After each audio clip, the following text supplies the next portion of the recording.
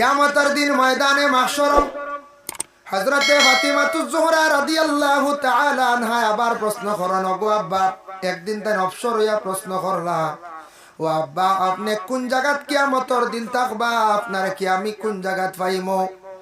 আপনারে কোন জায়গাত আমি পাইমো? আপনি একটু ঠিকানা যদি দেন কিয়ামতের দিন আমি ফাতিমা আপনারে তালাশ করি আপনারে পাইতাম। আল্লাহর রাসূল ওই সময় ফরমাইন, মা গো ফাতিমা জানিয়া রাখো, কিয়ামতের দিন আমি তিনটা জায়গার মধ্যে আমি খুব দৌড়া দৌড়ি করব।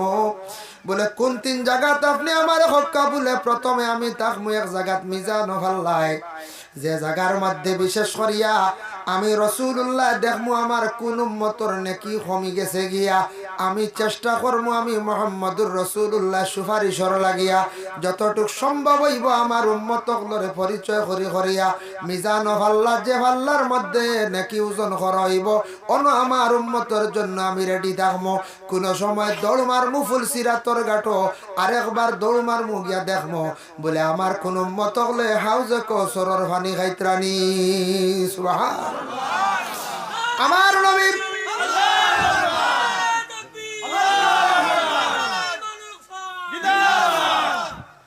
তাই আল্লাহর রাসূলে কিয়ামতের দিন এইভাবে রাসূলুল্লাহ সব সময় দৌড়াইতে থাকবা তার উম্মতের জন্য। বাবা ওই সময় আল্লাহর রাসূলে কইলা, ওগো মা ফাতিমা, আমি এইভাবে দৌড়াইমো, যদি তুমি আমার মিজান ফাল্লার নিকটে পাও না তুমি দৌড় মারিও। ওগো ফাতিমা তুমি দৌড় মারিও, ফুলসিরাতর গাটো গেলে আমার ভাই ভাই ইকানো যদি তুমি পাও না গো মা ফাতিমা, তুমি আমারে হাউজে কৌসরের পানির দ্বারা ভাই ভাই।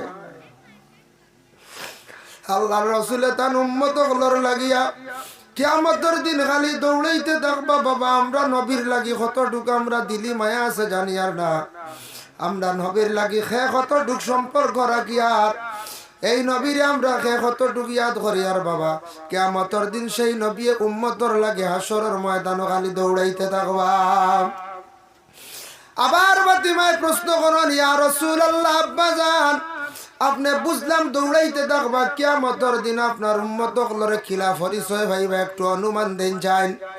ওই সময় রাসূলুল্লাহ সাল্লাল্লাহু আলাইহি ওয়াসাল্লামে ফরমাইলা, মা গো ফাতিমা, কিয়ামতের দিন আমি আমার উম্মতগুলোরে পরিচয় পাইমো, যে উম্মতগুলো আমার জন্য বিশেষ করিয়া তার দিলি মায়া থাকবো, সে আমার উপরে দুরূদ শরীফ পড়িব আর নমাজের আগে সে ওযু পড়িব।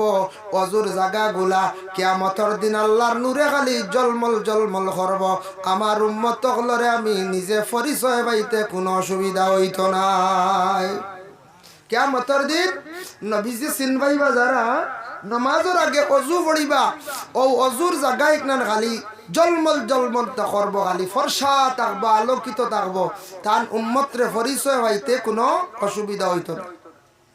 বলে ইয়া রাসূলুল্লাহ ইয়া হাবিবাল্লাহ, আমি আর একটু জানতে চাই আপনার যে মাকামে মাহমুদ যেটা আছে সেই মাকামে মাহমুদ খানটা দান করবা। ইয়া রাসূলুল্লাহ সেই মাকামে মাহমুদ খানের মধ্যে আপনি যেন থাকবা, আপনার মাকামে মাহমুদ খা কি পরিমাণ হইব? রাসূলুল্লাহ ফরমাইন, মা গো ফাতিমা জানিয়া রাখো, ময়দানে মাহশরের মধ্যে সবচাইতে দুইটা জায়গা সম্মানী থাকবো।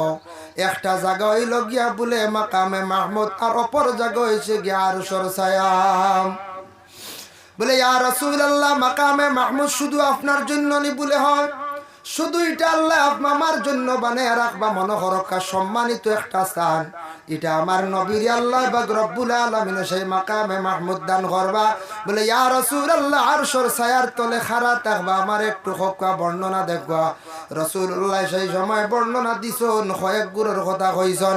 এর মধ্যে রাসূলুল্লাহ প্রথম উঠিয়া কইছন, গো ও মা ফাতিমা জানিয়া রাখিও, ও উম্মত আমার থাকবা আরশের ছায়ার তলে, যে উম্মত হলে দুনিয়ার জমিনের মধ্যে বেশিরভাগ যারা শরীয়ত অনুযায়ী শরীয়তের হুকুম মানিয়া চলবা, যারা বিশেষ করিয়া পর্দা পুশিদায় থাকবা, এরা কিয়ামতের দিন হাসরের ময়দান আরশের ছায়ার তলে তাদের জায়গা দেওয়া হইব।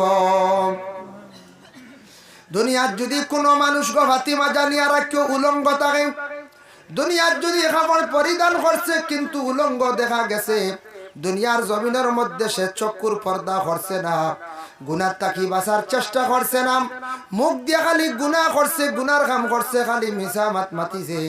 বদনের মধ্যে এমন কাপড় ব্যবহার করছে, কোনো মহিলা হোক পুরুষ হোক, যে কাপড়টার কারণে তার কাপড় পরিধান করা হয়েছে না, শরীরের অঙ্গ দেখা গেছে।